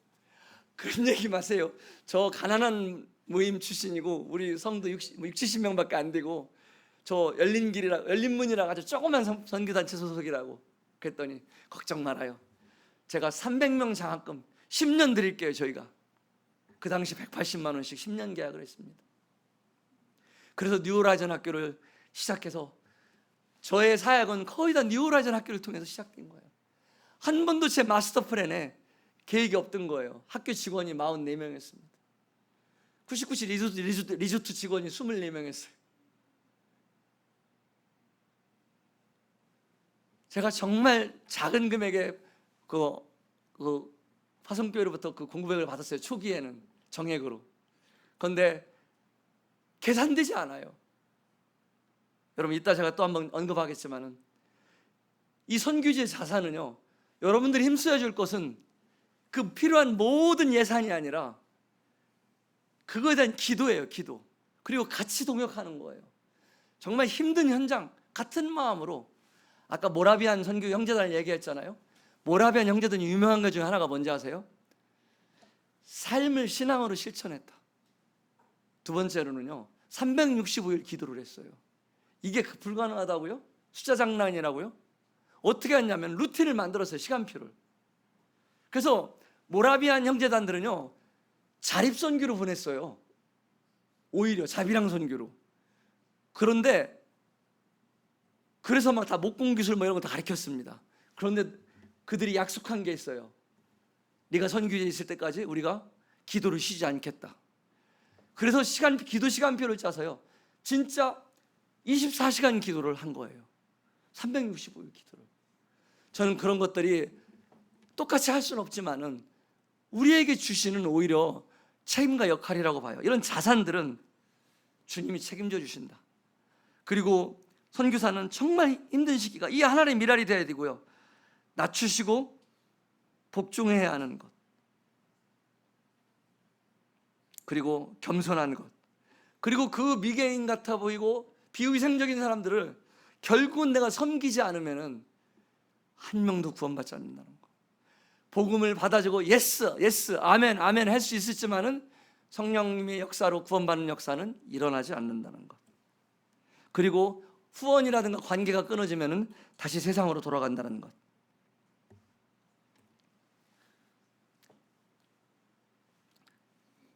들어갈 때부터 선교사는요, 또 파송교회는요, 이 랄프 인터라는 학자는 4P를 이야기합니다. 4가지의 P. 파이오니어, 페어런츠, 파트너, 파티시페이턴트. 뭐냐면은 부모로서, 개척자로서. 두 번째로는 처음엔 개척자로 들어가는 거예요. 우리 형제님은 천기성녀님이 개척자로 들어가는 겁니다. 개척자 가서 청소하고 밥하고 다 해야 돼요. 사회 보고 말씀 전하고. 그런데 그 다음 단계가 이제 구원받는 열매가 일어나면은 페어런츠, 부모가 되는 거예요. 부모가 자식들을 키우는 거예요. 그 다음 단계는 부모와 자식의 맞짱 뜨는 것처럼 이렇게 부모에서 내려놓는 거예요. 이때가 굉장히 어려워요. 내려놔야 돼요. 더 이상 내 눈치 보지 말고 그래 네 마음대로 해봐라. 그리고 다음 마지막 단계는 참여하는 단계로 떨어지는 거예요. 그런데 정말 내가 복음 전에서 저 아기 때부터 알았는데 그게 커서 이렇게 되면은 장로로 세워지면은 얼마나 막역하겠어요, 사이가. 그런데도 이게 굉장히 어렵습니다. 내려놓는 게. 이렇지 않으면은 현지에 선교사가 나오고 나면은 도루묵 돼버려요. 도루묵. 왜 이런 얘기를 벌써 하냐고요? 이제 시작인데 시작부터 이 단계를 생각하지 않으면은 아까 얘기했잖아요. 한국 선교사들은 전 세계에서 회장이 될 수 있다. 회장. 그룹 회장이. 선교사 눈치만 봐요. 반짝반짝 이렇게. 우리 선교사님 뭘 좋아하실까? 한국에 손님들 왔는데 손님들이 뭘 좋아하실까? 어떤 특송할까? 손님들 뭐 사드릴까? 선물 뭐 할까? 그런 관계는 선교사가 돌아오고 나거나 선교사가 거기 떠나면은 다 돌아갑니다. 그게 나오미와 룻과의 관계예요. 다 남편들이 죽었을 때 너는 모압 네 고향 땅으로 돌아가라고 했을 때 어머니 하나님이 내 하나님이고 제가 어딜 가라고 하겠습니까? 저 어머니를 따라가겠습니다. 그래서 모압의 그 이방 풍속으로 이방신으로 돌아가는 것이 아니라 관계가 끊어졌을 때도 저희가 그런 표현을 써요.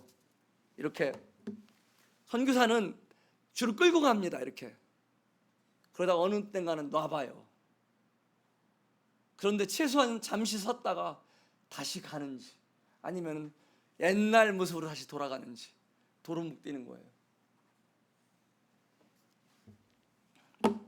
이렇게 타문화 이해, 어떻게 타문화 속에서 저희들이 전도할지를 선교해야 되는지를 알아봤고요. 마지막 세 번째 시간에는 어떻게 그러면 후원교회로서 역할을 할 것인가. 이 표 하나 진짜 또 한 번 제가 오늘 사과를 너무 많이 남발하는데 영어로 다 써 있어서 죄송합니다. 이제 다 제가 근데 한국말 해드릴게요. 저 빨간 가운데가 그 하나님의 이 멤버 케어 선교지를 돌보는 사역은요. 이 사역에 아주 대표로 쓰신 분이 있는데 켈리 오도넬이라는 분이에요. 학자예요. 이분은 선교사 멤버 케어를 굉장히 연구하고 실제 많은 책들을 낸 분인데 이 켈리 오도넬의 그 선교 이론에 의하면은 선교사 멤버 케어는 우리가 생각할 때는 뭐겠습니까? 1번 파송교회 아니에요. 깜짝 놀랐어요. 1번이 누구냐? 마스터 케어. 하나님이 돌보시는 거예요. 두 번째 누구냐? 파송교회겠지? 아니에요. 셀프 케어. 자기가 자신을 돌보는 거예요. 우리나라 한국 정서하고 너무 안 맞는 거예요. 한국 정서는 우리 가정은 올인해서 희생하고 그럼 주님이 다 책임져 주시는 거거든요. 그럼 여기는 셀프 케어, 자기 관리를 하는 거예요. 세 번째로는 그때 파송교회의 케어가 나옵니다. 샌더 케어. 네 번째 케어는 파송교회가 절대 혼자 다 못한다는 거예요. 여러분 전문성이 기린누교회에서 다 있지 않아요. 훌륭한 분들이 아무리 300명 넘게 계신다, 성도님이 많다 하더라도 여러분들이 다 전문성을 다 갖고 계신 게 아니에요. 그 많은 필요한 돈들, 필요한 자금, 필요한 재능, 정말 전국 모임에서 저 같은 경우 보면은요, 앙모교회에서, 일본 모임에서, 인도 모임에서, 얼마나 많은 여러 모임, 호주 모임에서 얼마나 많은 모임들이 네팔 선교를 동역해 주셨는지 몰라요. 그거를 대전 대덕교회가 60명밖에 안 되는 교회가 다 감당한다고 생각했으면은 저는 때로는요, 너무나 어려울 때는 왜 이런 마음이 안 들겠어요? 때로는 대덕교회가 섭섭하기도 하죠. 왜 이렇게 몰라주시냐? 얘기할까? 그래도 얘기했다 뒤지고 혼나지. 얘기도 못하고. 근데 이 선교를 공부하면서 정말 늦게 공부했어요. 저는 선교를. 아쉽죠. 제가 가기 전에 공부를 못하고 참 이렇게 2018년에 들어와서부터 한국에서 뭘 할 수 있을까 하면서 좀 선교를 공부해야겠다. 그래서 순위 사역을 하면서 시간이 많으니까 이 공부를 하면서 이렇게 배우는 것들인데, 또 호주에 제가 그 지진이 났을 때 호주 정말 얼마나 소중해요. 호주 모임에서 저를 1년 동안 무료로 저희 아내하고, 저희 지진 트라우마를 겪어갖고요, 막 조금만 드드드 소리 나면요 저희들이 막 이게 토할 것 같아요. 트라우마 너무 심해서. 그래서 우리나라 이렇게 3, 4가 아니라 저희는 8점 얼마, 8.5 이런 리터 지진 사이즈 큰 지진을 겪었기 때문에 지진이 계속 여진이 12,000번이나 왔어요. 12,000번이나. 그 스트레스 속에 있을 때 호주 모임에서, 호주 GLO에서 이렇게 그냥 와서 놀으라고 쉬라고 할 수는 없고, 와서 GLO에서 있으면 너 선교 훈련을 받아라. 그래서 2016년에 GLO에 가서 선교 훈련을 받을 수 있는 기회가 있었어요. 저 그때 한번 감사하면서 한편으로 생각했죠. 우리 모임 형제님들도 이런 기회가 있었으면 얼마나 좋을까. 그 150년, 200년 역사 속에서 수많은 선교를 한 할아버지들이 와서 그 경험으로 그렇게 말씀해 주시는데 얼마나 소중한 그 원리들이 많이 담겨 있는지. 어쨌든 주님이 책임져 주신다는 선교사도 파송교회가 정말 마음껏 도와야지만은 최고 나의 도움이 되시는 분은 주님이시다. 그 주님을 의지하지 않으면 할 수 없는 것이 선교라고 생각합니다.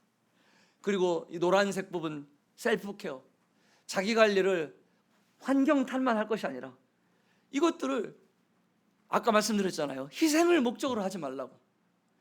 남들 다 희생하는 거니까 희생을 당연시 여기지 말고요. 전도하고 전도해서 교회를 세우는 걸 목적으로 하라고. 그래서 자신도 때로는 돌볼 수 있는, 이것이 결코 직무유기가 아니라고. 미련하게 우리는 정말 이런 것들을 몰랐어요. 안식년도 모르고 휴가도 모르고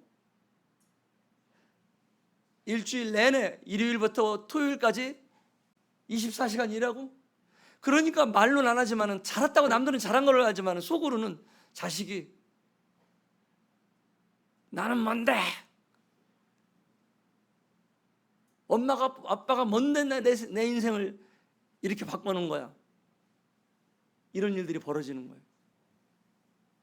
누가 알겠습니까? 그래서 그것도 다 셀프 케어예요. 가정관리도. 제가 만약 2018년에 결정을 생각해 보세요. 쉬운 여섯에 한국에 들어와서 순위한다면, 우리 순위 선교사 개념도 없는데 이 가제 그렇게 유명하지도 않은 무명한 사람이 순위한다 그러면은 더군다나 누가 생각하겠어요? 너무나 감사한 건 지금 돌아보면은요, 대전 대덕교회가 그걸 다 이해해 주신 거예요. 들어오세요. 그리고 저를 장로로 세워주시고, 제가 생각했어요. 무슨 장로가 지금 4명이나 있는데 또 제가 장로냐고. 돌아보면은요, 저 그냥 위로해 주시느라고 장로 그냥 배지 하나 달아준 거예요.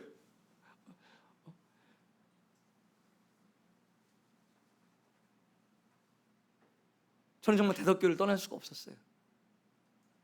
그런 사랑으로 저희 가정을, 그러니까 파송교회가 정말 생각해 보세요. 저도 왜 그 애매한 나이에 와서 여러 교회들이 와서 전심사역 해달라고 직접적으로 간접적으로 막 계속 연락이 와도 다 거절했습니다. 대덕교회를 통해서 결정하겠다. 그리고 다 거절했어요. 지금 4년이 지났는데 너무 감사가 돼요. 먹고 사는 거 쉽지는 않지만 그래도 감사가 돼요. 어떤 데 다 출근하고 나면은 쓰레기 봉투 갖고 나가는 게 굉장히 힘들었는데, 그동안 코로나가 걸리는 바람에 자택근무들을 많이 해서 저보고 다 자택하냐고 그러고, 네, 자택합니다.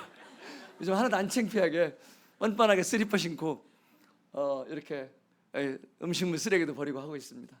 저희 아내는 이제 일주일에 2번, 3번 공장에 나가서 이렇게 또 조립을 해요. 의료기구를. 처음엔 자존심이 상해서 절대 못하겠어요. 그거 하지 마. 차라리 굶어 죽어도 그거 하지 마 그랬어요.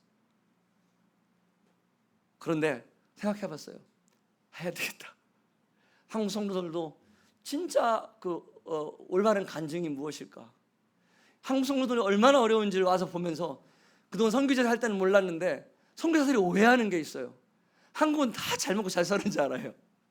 근데 얼마나 어려운지를 알으니까 이분들 이렇게 고생하시는데 우리라고 별 수 있냐?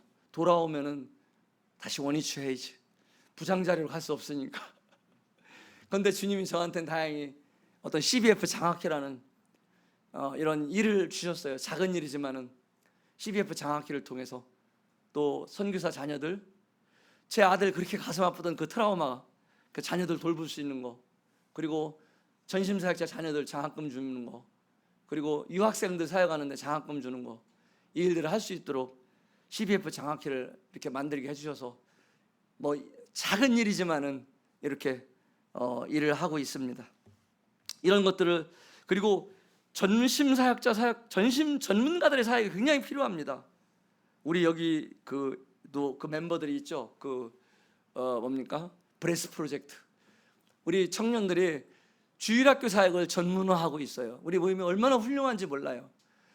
정말 어른들이 그런 거 제시 못 해주더라도 스스로 이렇게 청년들이 모여서 기도하고 선교지를 도우려고 선교지 주일학교에서 얼마든지 갖다 쓸 수 있도록 데이터 뱅크를 유튜브에 왕창 지금 올려놓고 있습니다. 그래서 다 생각해보세요. 60, 70 넘어서 뭐 딥 다운 하면 애들이 웃죠. 할아버지 배 안 고파? 이렇게 하고. 그러니까 할아버지가 할 일이 있고 지금 저 20대들이 할 일이 있고 틀려요. 그런데 이게 우리가 뭐 다 이거 하자마자 근데 하다 보면 허리가 아파갖고 힘들죠. 허기지고 영어 발음도 안 좋고.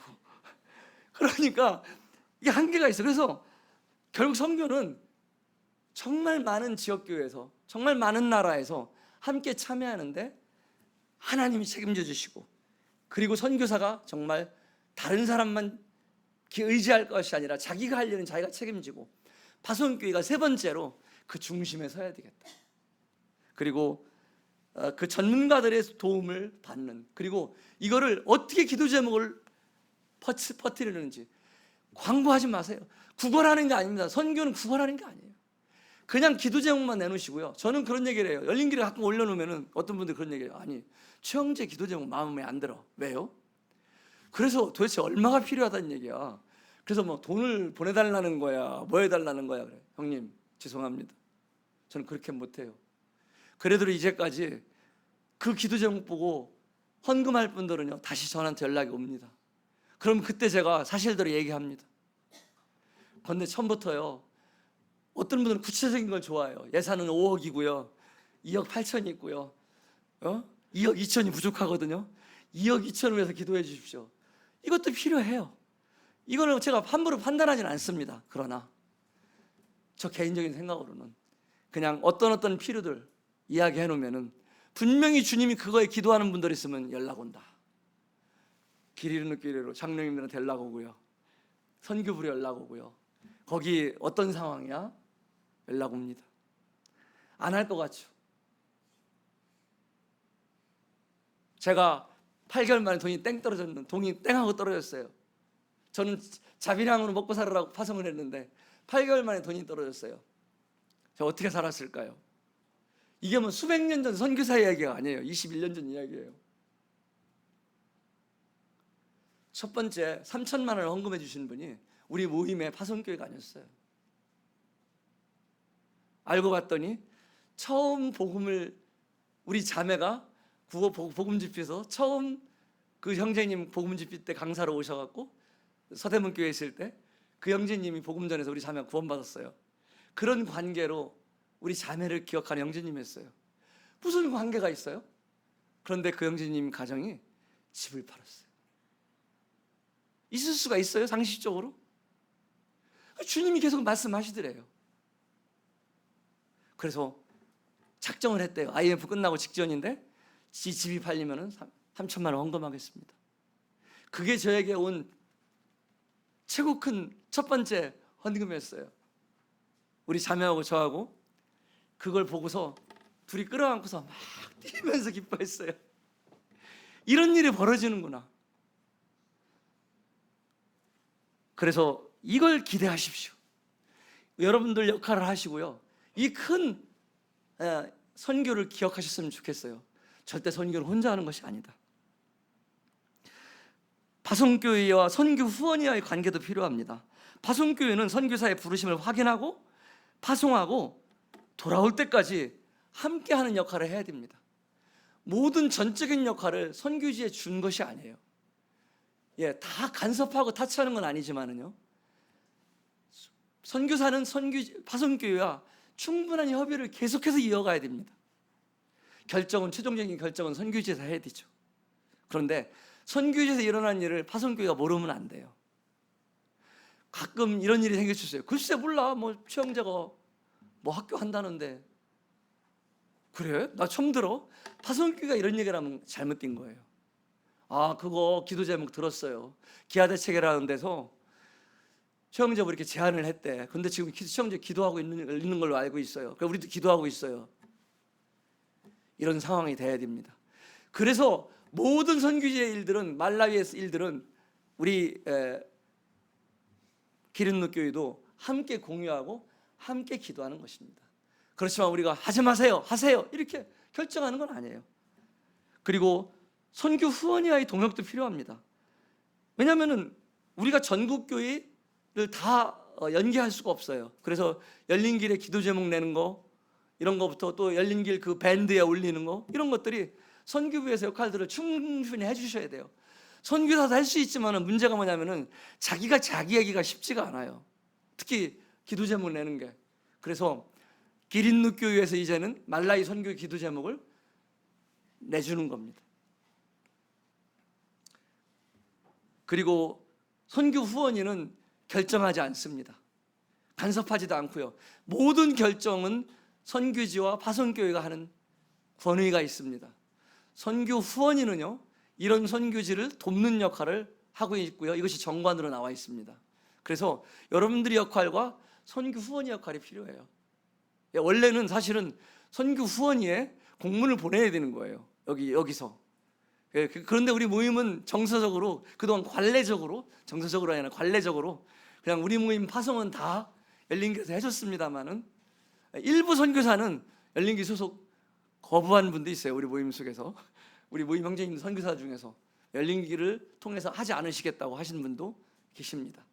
그래서 사실은 잘못하면 헷갈릴 수도 있어요. 그래서 열린길도 그냥 도움만 받으려고 하는 것이 아니라 적극적으로 사실은 열린길에도 좀 인사를 하고, 그리고 기도 제목을 매번 내주시는 그런 강민주 자매님, 이런 열린길 스태프들, 임원들하고도 관계를 잘해야 돼요.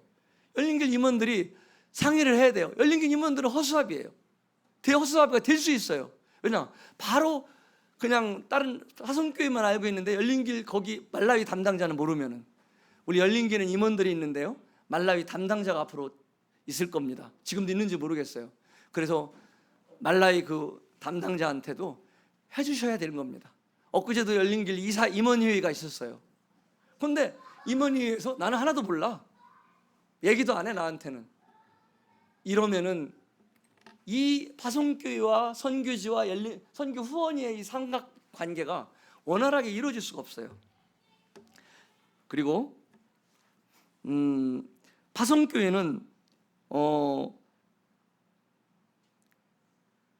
목양 방문, 세미나 지원, 자료 지원, 단기 선교팀, 안식년, 여러 가지 모든 부분들을 MK 교육까지 다 책임진다는 말이 다 공급한다는 것이 아니라 적어도 다 살펴볼 수 있어야 된다. 그리고 목양 방문팀, 특히 목양 방문할 때는 너무 말씀 위주로만 말씀을 전하시되, 일부 말씀 전하는 강사는 한 분이면 되잖아요. 한두 분. 나머지 분들은 내가 이번에 방문했을 때 자매님의 상태를 위로해 줘야겠다, 아니면 자녀들의 상태를 어떻게 해줘야겠다, 이런 것들을 좀, 그다음에 건강 상태를 좀 체크해 줘야겠다, 이런 것들을 관리했으면 좋겠고요. 그리고 선교지의 방향성이 제대로 가고 있는지, 왜냐하면 선교 문화 충격에 3년 살다 보면은 방향성을 잡기가 힘들어요. 그냥 내가 서바이벌 살아있는 게 신기한 상태가 돼요. 그러다 보면 방향성을 놓칠 수가 있어요. 그래서 방향성을 파송교회에서 잘 같이 방향을 잡아주시면 좋겠다. 한국 교회는 유명합니다. 일 중심.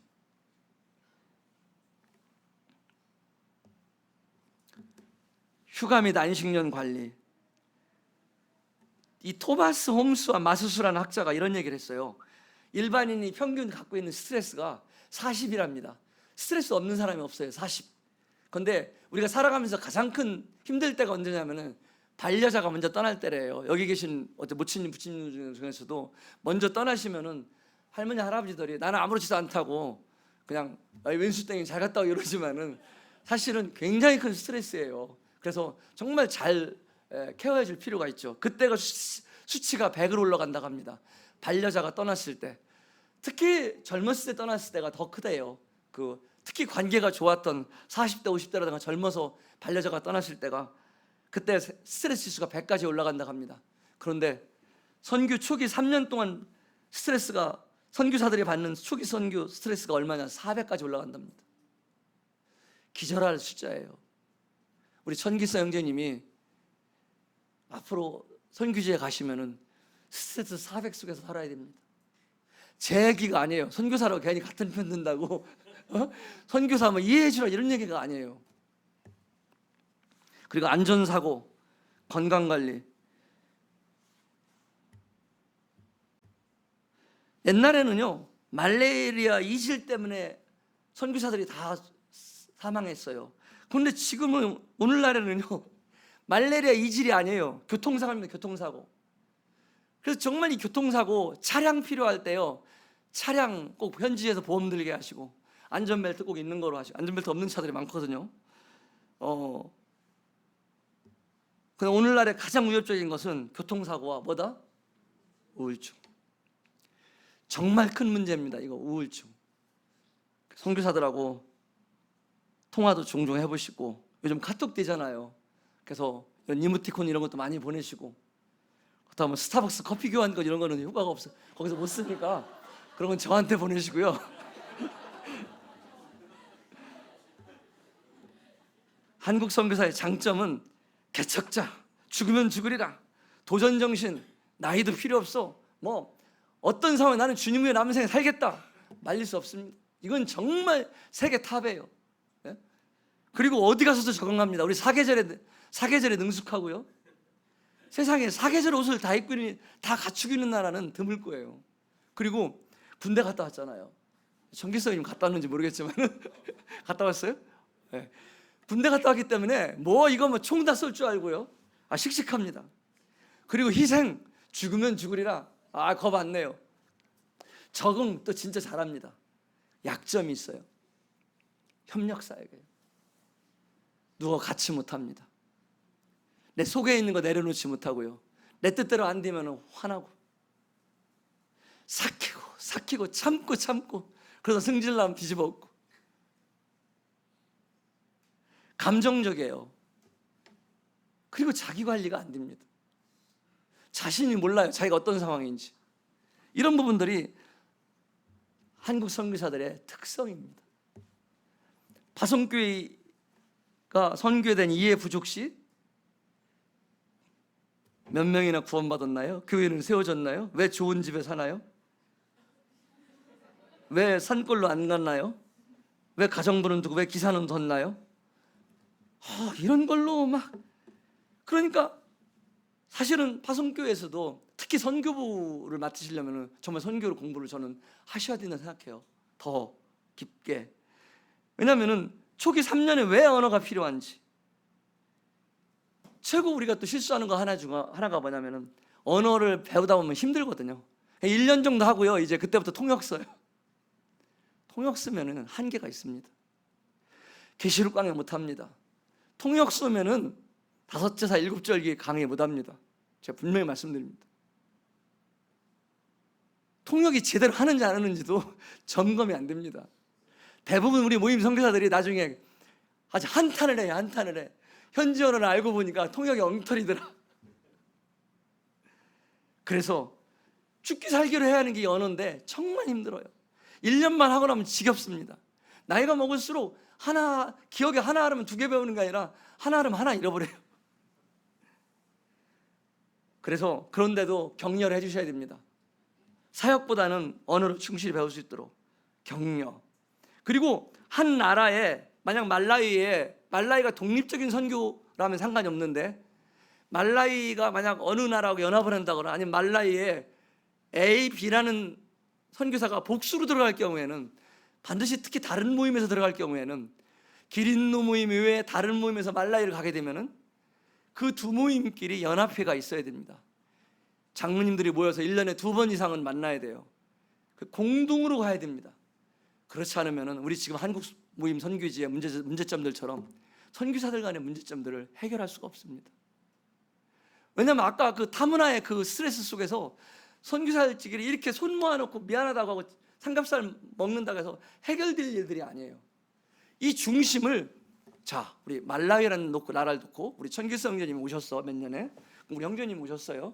형제님 맡고 있는 이 영역입니다. 형제님은 앞으로 여형님과 몇 년 정도 같이 하시고 그 이후에는 주님이 인도하시는 따라가겠지만은 나머지는 형님이 이쪽 지역 가서 하셨으면 좋겠습니다.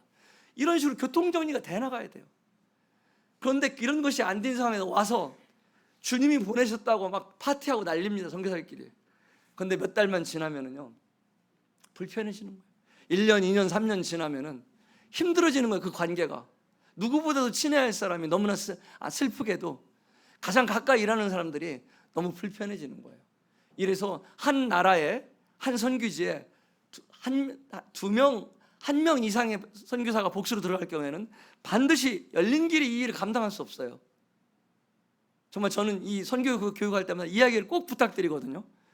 이런 부분들.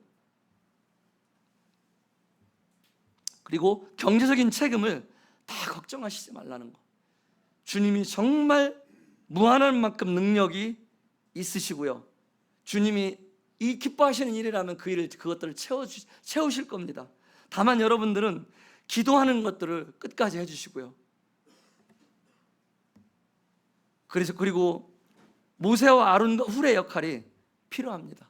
여호수아는 청년이었어요. 그래서 청년 여호수아가 아멜렉들과 싸울 수 있었어요. 여호수아는 오해하죠. 자기가 싸우는 줄 알고. 그런데 모세가 손을 내리면은 바로 실패했어요. 이것이 선교지와 파송교회의 관계입니다. 모세가 파송교회라면 저는 아론과 훌이 지역교회들이라고 생각합니다.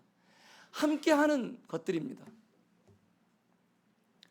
후원 동역을 할 때 때로는 직접적으로 하지 않으면은 너무 내가 하는 일에 대해서 중요성을 놓칠 수 있어요. 그런데 주님이 주님 나라에 가서 이런 것들을 절대 주님이 간과하시지 않을 겁니다. 아론과 훌의 역할을 했던 것도 모세의 역할을 했던 것도 주님이 다 알고 우리에게 다 보상해 주실 것입니다. 주목받지 않더라도요 그 동역의 가치를 정말 중요시 여겨 주시기 바랍니다. 오히려 주목받는 선교사는 주님 나라에 갔을 때 상급이 더 없을 수도 있어요. 더 작을 수도 있어요. 왜냐? 이 땅에 살아가는 동안 너무 주목받았기 때문에. 때로는 번아웃이 될 수 있어요. 선교사가 이 바알 선지자와 싸우고서 그 대승리를 이루고도 엘리야는 광야로 가서 노뎀나무 아래 누워서 주님 차라리 저를 데려가 주십시오 이렇게 얘기했어요. 방금 전에 바알 선지자와 그렇게 엄청난 영적 전쟁을 승리한 사람이 나올 수 있는 행동입니까? 예, 행동입니다. 선교사가 이렇다는 거예요. 수많은 영적 싸움을 하다가도 집에 들어오면 며칠을 누워있을 수도 있어요. 그런데 그때 천사가 와서요 어루만지고 빵을 줬어요. 여러분 손을 어루만지는 거예요. 일보다도 그렇게 번아웃 될 때 그 잘못보다도 앞으로 대책보다도 고생했어. 힘들었지. 저는 정말 21년 살면서 그런 얘기들을 별로 못 들어봤어요. 다 오시면 그냥 바빠요. 어떤 일 때문에, 어떤 말씀 중심으로. 근데 최영재 고생했어. 힘들었지. 수고했어. 좀 최영재 얘기 좀 해봐. 이게 없어요. 오면은 와서 선교지 방문하고 한 명씩 깨달은 말씀 다 나누고, 나중에 남는 거는 과자 부스러기, 과자 빈 봉투만 남아요. 라면 빈 봉투 몇 개, 라면 3개 남은 거 드시라고 갖고 와요. 확 집어던지고 싶죠. 너나 먹어라. 제가 선교사 측면에서 이런 얘기를 막 리얼하게 합니다. 이런 얘기를 들어보신 적이 없을 테니까. 이 사람이 하는 겁니다. 선교를 천기수 형제님이 하는 거예요. 천사가 내려와서 하지 않습니다. 우리는 오늘 천사 역할을 기대하지 마시고요, 우리가 가서 어떻게 천기수 형제님의 손을 어루만지고, 그 힘들 때는 일어나세요. 형님 일어나세요. 저희들 기도하고 있습니다. 이런 것들이 그 형님 힘들 때 일으켜 세우실 것입니다. 네, 이런 책들이 있습니다. 책이라고 다 무시하지 마시고, 세상적이라고만 생각하지 마시고, 이런 수많은 선교를 경험한 분들이 쓴 책들이 선교사들에게 굉장히 큰 도움이 돼요. 그리고 우리 파송교회도 반드시 필독서로 읽어야 할 책들입니다. 이런 것들 쭉 이렇게 보시고요, 해주셨으면 좋겠습니다. 네, 시간이 조금 오버됐는데 하여튼 어쨌든 여기로 줄이고요, 여러분들이 이렇게 정말 감사합니다. 지금 3번째 모임이에요. 선교사를 파송하고 저를 불러주신 모임이. 이제는 선교사를 파송할 뿐만 아니라 파송교회가 어떻게 해야 할지를 알고 싶어 하시는구나. 전 이 말을 듣고서요, 가슴이 설렜어요. 이것 자체만으로도 희망이다. 그래서 정말 전직 귀진교회 성도님께 감사드립니다. 그리고 또 천기수 형제님 가정을 불러주신 주님께 감사드리고요, 또 우리 청년들 또 감사드려요. 여러분들이 이제 첫 스타트가 천기수 형님 통해 끊었는데, 이제 여러분들이 동일하게 또 이렇게 이어서 대를 이어서 했으면 좋겠습니다. 네, 감사합니다.